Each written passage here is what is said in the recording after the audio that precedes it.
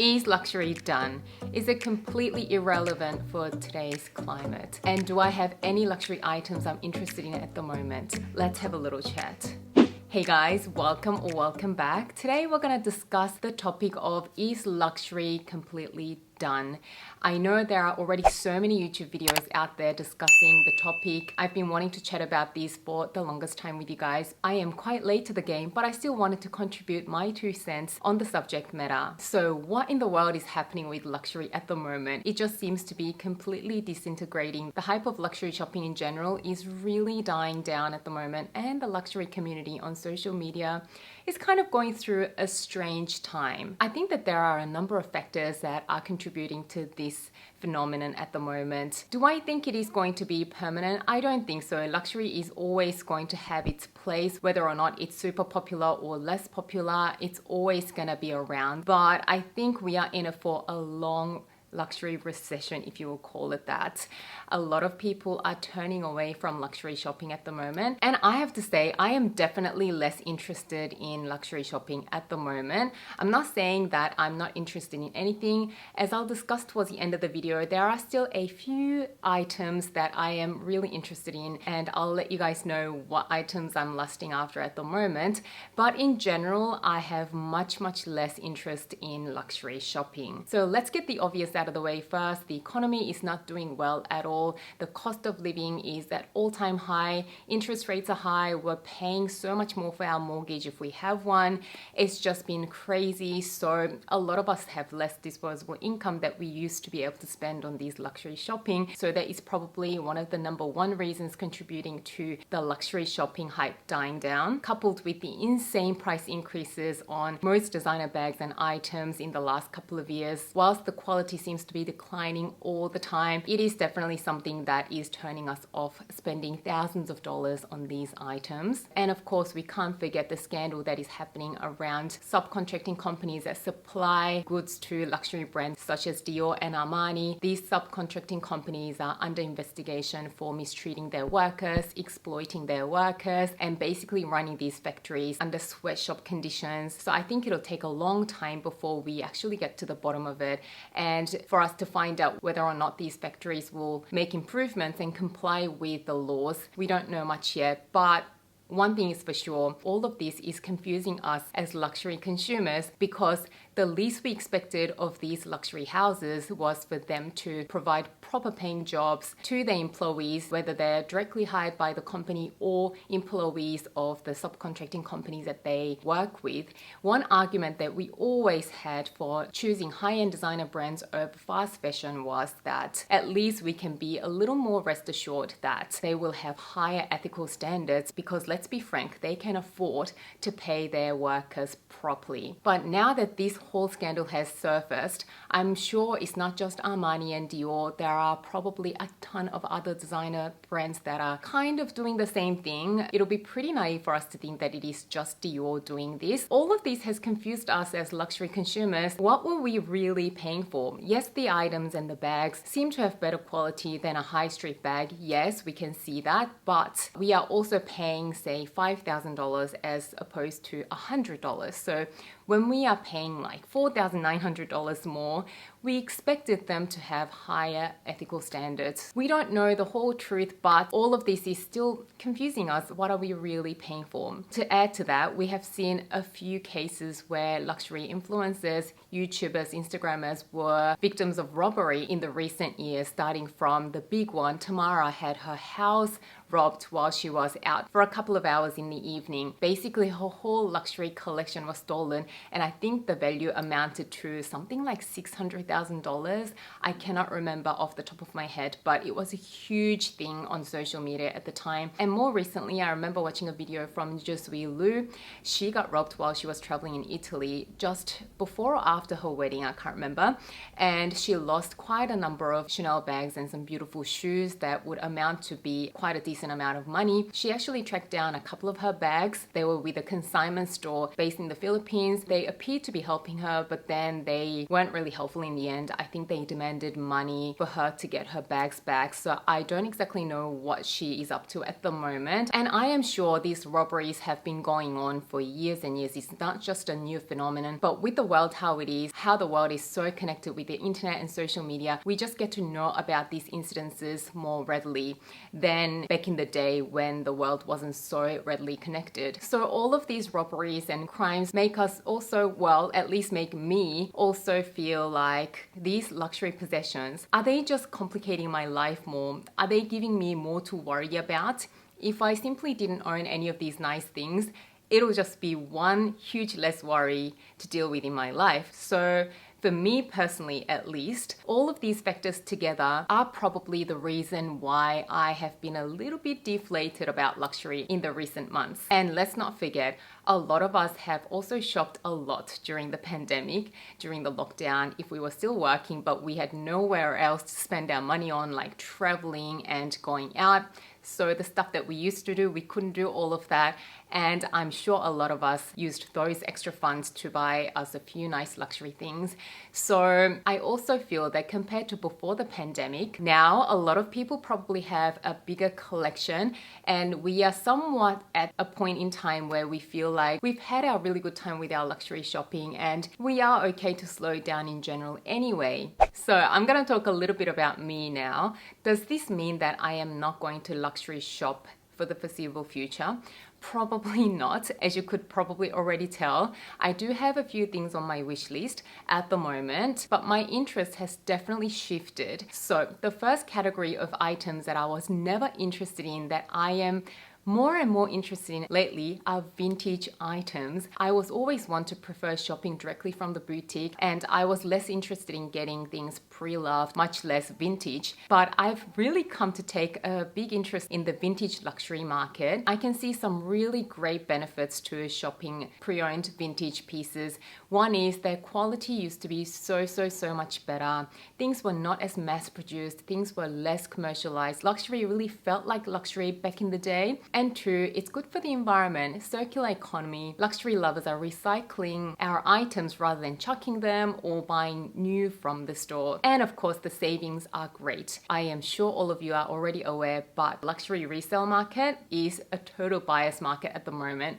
The resale value of things have really drastically dropped, and you can score some deals on the pre-loved market. So one thing that I am totally interested in and obsessed with hunting for is actually a Chanel Premier watch, the original version that was launched in the year 1987.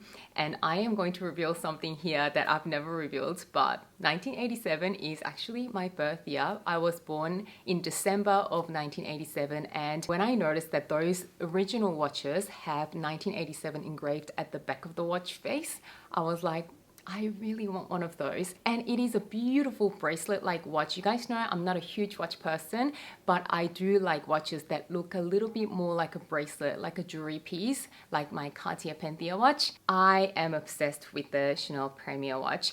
They have since relaunched the watch last year or the year before at the Chanel boutiques, and the prices at the boutique at the moment are like over $10,000 Australian, whereas you can pick up one of these vintage watches which look basically exactly the same for something like 3,000 Australian dollars from my research. So I am definitely hunting for one of those. Another thing that I am really sort of more interested in at the moment is finding more luxury quality brands without the huge designer names.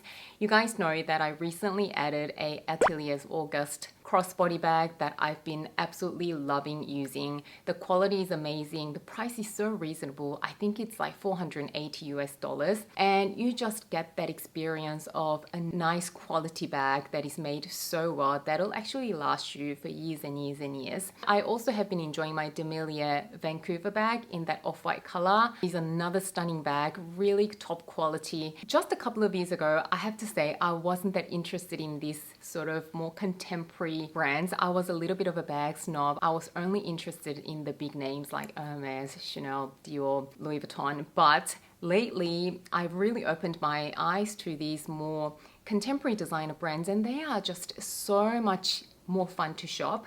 They are so easy to use, so carefree. I don't have to feel stressed about how much it cost me. So the shopping experience with these brands is definitely a lot more fun, which shopping should be fun. So there are a couple of bags in this sort of price bracket that I am interested in at the moment. I have personally had really good experience with the brand Polan, and there is this bag called the Moki bag that looks like a great everyday pliable bag, great medium-sized bag. I'm really interested in that. Or I'm also interested in the Totem T-Lock bag. I've mentioned this a couple of times. It looks like another great easygoing everyday bag that is a little bit bigger than your mini bags, so you can take a little more with you on a daily basis. And I'm still interested in the La Large Beaumont Maya bag in the mini mignon size. That is very similar to an Hermes Mini Kelly. I do have a black Mini Kelly, and sometimes I wish that I had a different neutral color, like a lighter one, either a whitish color or a tan brown color, so I can use that sort of a bag more during the warmer months and on vacation. So I am definitely eyeing those few bags. So yeah, that has been a huge shift for me, that I am so interested in these more affordable luxury brands. I'm sure a lot of you guys can relate to that. Actually, funny thing, I got a comment on my previous video where I revealed my Ateliers August bag that someone said, these brands are not luxury. You'd rather save your money and get a high-end designer luxury bag from a big name brand. So at least these bags will have resale value, so don't waste your money on these contemporary bags. Something along those lines. I don't know if I got to reply to it. Anyway, that got me thinking, that is actually true, that these more contemporary brands don't have the same resale value. You're basically losing your money when you're buying this because you probably won't be able to sell it for anywhere near what you paid for it. But in the current resale market, I'm thinking that argument probably doesn't hold up, because even your, say, Louis Vuitton or Chanel bags, I have seen most of these bag styles, unless it is a highly lusted after one that is limited, all of these bags are going for a lot less than the retail price. For example, if you bought a Louis Vuitton Speedy for $2,000, you probably can only get, I don't know, $1,300–$1,500 for it. So you're immediately losing $500–$700. And there you go. That is the price of one of these contemporary bags. So in the current resale market, I don't think that it is the smartest thing to do to buy a designer bag thinking that you can recoup all your money. Anyway, I digress. The next thing that I'm going to focus on with my luxury shopping is just shopping my own closet. I already have a really nice collection. I am still going to make a huge effort to rotate between all of my items. There are some items that have been neglected for a while, so I'm going to focus in on that. And other than that, I do have a couple of items on my wish list actually from Hermes. I still feel okay shopping at Hermes because I feel like, you know, they're a family-owned business. They are known to treat their artisans well, pay them well. They even give out bonuses, and all of their bags and leather goods at least are produced in-house. So I feel okay shopping from them, but who knows? You guys know that I am heading to Bali soon, and one of my favorite things to wear on a nice summer holiday is to wear one of my silk scarves, the square ones that are 90 by 90 centimeters in size, styled as tops. I do have two Hermes scarves that I love doing that with, but I've worn them so much on my previous holidays that I want to add a new colorway. And from testing out a few different brands with their silk scarves, I still believe that the Hermes silk scarves have the nicest quality, and they have the most variety of prints to choose from, and they constantly come up with new prints and new season colors. So I do want to add a silk scarf from Hermes that is a complete different colorway, something a bit more vibrant than the existing two that I have. Another thing that I'm really interested in at the moment is I do need to replace a couple of pairs of my Oran sandals. These are what I wear all the time, all summer. I do have this black one, which is the oldest. I also have the gold and the white, but I've worn them that much that they are really getting worn out. I'm not going to give you even a close-up because they are pretty disgusting at this point. I do want to try out their Julia sandals, which are kind of similar slide styles to the Orans, but they look a little more polished with the Kelly buckle. They're a little less commonly seen as well. You see Orans everywhere. I first come across these Julia sandals on Steph from Hamburgerholic. She unboxed a black pair when she was unboxing her Kelly, and that's when I first came across this style of shoes.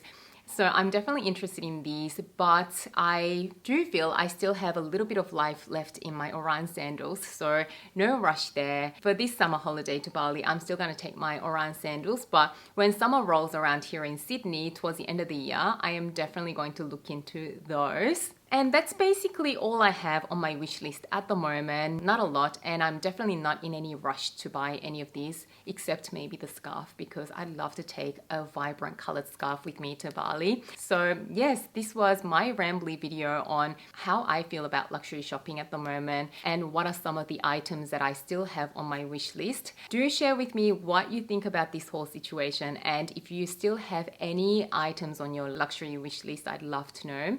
I hope you enjoyed this video. If you did, don't forget to give it a thumbs up and subscribe to my channel. As always, thank you so much for watching and spending some of your precious time with me today, and I can't wait to see you again soon in my next video. Bye guys.